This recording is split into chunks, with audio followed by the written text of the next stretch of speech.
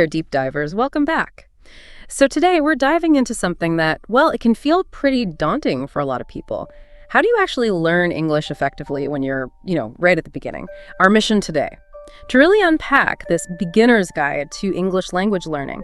We want to pull out the most practical stuff, the actionable insights, and maybe some things people tend to overlook, the real foundation. Yeah, exactly. And what's interesting, I think, is that this isn't just a list of random tips. It's more about understanding the fundamental principles behind learning any new skill, really. English is just the example here. The guide, it lays out a kind of roadmap, helps build that confidence right from the start. Okay, a roadmap. I like that. So let's get into it. The guide kicks things off with something really crucial, doesn't it? Setting realistic goals. Bite-sized ones. We always hear go big, but this source argues pretty strongly, actually, for small wins.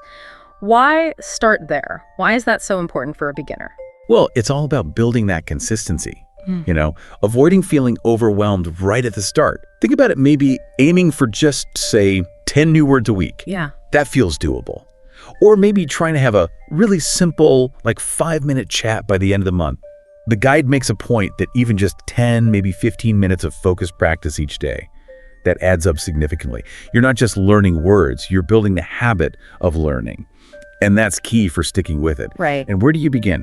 With the absolute essentials, greetings, numbers, simple phrases like, how are you? Getting comfortable with those first prevents that early burnout feeling so many people get. That makes sense. And something else that really jumped out at me from the guide, and honestly, something I forget myself sometimes, is the emphasis on, celebrating those small achievements. I mean, it sounds almost too simple, maybe. But why is acknowledging every little step forward so powerful when you're just starting? It's basic psychology, really. It's about positive reinforcement, building momentum. When you actually recognize that, hey, learning hello and goodbye properly is a win, you're essentially training your brain.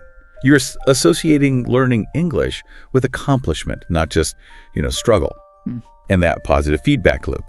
That's what keeps you motivated when things inevitably get a bit tougher down the line. Okay, yeah, that definitely clicks.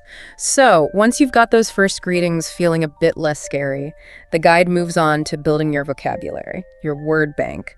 But like you said, it's definitely not about just memorizing a dictionary cover to cover.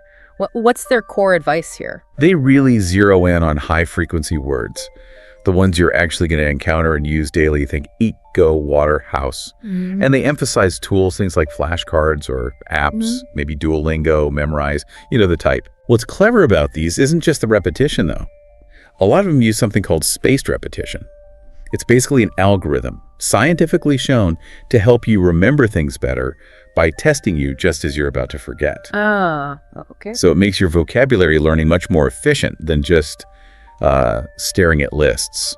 And I saw this really interesting kind of low-tech tip in there too.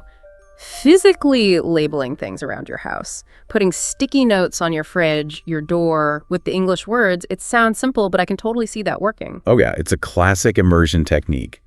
And it's highly effective because you're making the language part of your physical everyday world. Right. And building on that, the guide really stresses learning words in context.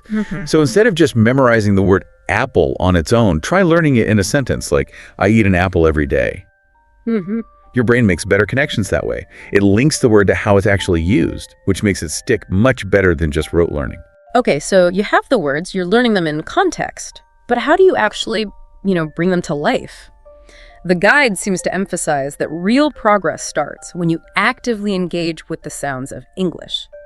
Listening and speaking. For listening, they suggest slower stuff like BBC Learning English or beginner YouTube channels. Makes sense. But how does a beginner get over that fear? That very real hurdle of actually speaking the language out loud? That's often the biggest barrier, isn't it? The psychological one. Source strongly encourages just speaking out loud. Yeah. Even if you know you're making mistakes, maybe especially then. Okay. They suggest things like language exchange apps, Tandem, HelloTalk, places to practice with real people. But a particularly interesting recommendation, maybe a bit quirky, is simply to talk to yourself in English. Yeah. It's not just about the practice itself. It crucially removes the pressure. There's no judgment. It lets your brain and your mouth, frankly, experiment with sounds, with sentence structures, totally freely, builds that muscle memory. I actually had a student once who insisted their dog was the best conversation partner for exactly that reason. Zero judgment. Okay, I can see that, a judgment-free zone. And for pronunciation specifically, the guide points to tools we all have access to, like Google Translate or Forvo, a place where you can just hear a word spoken clearly. Then the advice is simple. Repeat it out loud, again and again, until it starts to feel a bit more natural. Consistent practice seems non-negotiable there. Absolutely. And moving from sound to sight, reading and writing are just as vital. The guide suggests starting really simple. Children's books, maybe beginner news articles online. And as you read, just underline words you don't know. Look them up later. It's a kind of selective engagement. You're not trying to grasp every single word, which can be overwhelming. Just the key ones. And for writing, the advice seemed almost, deceptively simple. Keep a journal. In English. Just a few sentences each day about your day or your goals, maybe how you're feeling. I remember feeling so self-conscious trying to write early on in a new language. But the guide's message, basically, the more you write, the better you become. Yeah. It feels quite empowering. Just get started. Exactly. It's a fantastic, very low-pressure way to gradually improve your grammar, your vocabulary, without getting hung up on perfection right away. And this connects really nicely to the bigger theme that runs through the guide. Sustained motivation. Learning a language is a marathon, right? Not a sprint. So the source really stresses surrounding yourself with English. This can mean small, subtle shifts, changing your phone's language setting, following some English-speaking YouTubers on topics you like anyway, watching movies, maybe start with English subtitles on. Oh, yeah. Creates this sort of constant, gentle immersion. It makes the learning feel less like a separate chore and more like, part of your normal environment. That's such a practical, actionable thing anyone could do, like today. And building on that motivation point, the guide also strongly suggests tracking your progress somehow.